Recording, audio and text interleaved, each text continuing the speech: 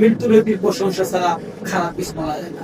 মৃত্যু ব্যক্তির প্রশংসা ছাড়া খারাপ কিছু বলা যায় না। প্রত্যেকটা মানুষ মৃত্যু ব্যক্তির সমালোচনা করে তার গুণের কথা বলবে। যেটা বলতে চাচ্ছি সেটা হচ্ছে আমরা বলি না যে অনেক মানুষ ভালো, আসলে ভালো সাক্ষ্য দেওয়া আল্লাহ রাসূল বলছেন যে 3 থেকে 4টা মুসলিম যদি সাক্ষ্য দেয়, 3 থেকে 4টি মুসলিম তাওহীদপন্থী মুসলিম, তো আমরা মৃত্যুর পর এরকম মুসলিমদেরকে আমাদের পক্ষে সাক্ষী দেওয়ার মতো উপযুক্ত আমাদেরকে সে আনুগত্য তৌফিক দান করে আল্লাহ।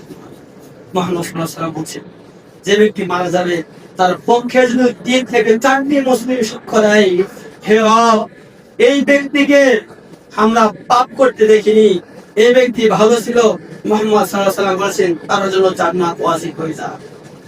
মুহাম্মদ সাল্লাল্লাহু আলাইহি ওয়াসাল্লাম বলছেন যে 2 জন মুসলিমও সাক্ষ্য দেয় তাওহীদপন্থী মুসলিম, যে ব্যক্তি খুব ভালো ছিল তাকে আমরা পাপ করতে দেখি না, আল্লাহ মুহাম্মদ সাল্লাল্লাহু আলাইহি ওয়াসাল্লাম বলেছেন তার গোপন যত পাপ আছে আল্লাহ তাআলা তাকে ক্ষমা করবেন এবং তাকে জান্নাতে দাখিল করাবেন।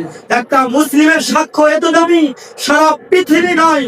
2 জন মুসলিম যদি সাক্ষ্য দেয় আল্লাহ এই ব্যক্তিটা খুবই ভালো ছিল, আল্লাহ তাআলা তাকে জান্নাত দান করবেন, তার গোপন যত পাপ আছে আল্লাহ তাআলা তাকে ক্ষমা করে দিবেন। কিন্তু আজকাল যে সমাজে মারা যাচ্ছে সব সুদখোর, ঘুষখোর, বেনামাজি, বেদাতি, আদাদি যত ধরনের মানুষ আছে সব কিছুই করে মারা যাচ্ছে। কোন একজন মুসলিমও তার পক্ষে সাক্ষী দেওয়ার মতো বের হয় না, অথবা একজন দিনদার ব্যক্তিও বের হয় না যে সে ব্যক্তি খুব ভালো ছিল বলে এই ব্যক্তিরা এই দিক থেকে ওই দিক থেকে খুব খারাপ ছিল। আল্লাহ আমাদেরকে এমন আমল করার তৌফিক দান করো যে আমল করলে মুসলিম ব্যক্তি তাওহীদপন্থী মুসলিম আমাদের পক্ষে সাক্ষী দেবে, এরকম উপযুক্ত আমল করার তৌফিক দান করো। আল্লাহুম্মা আমিন।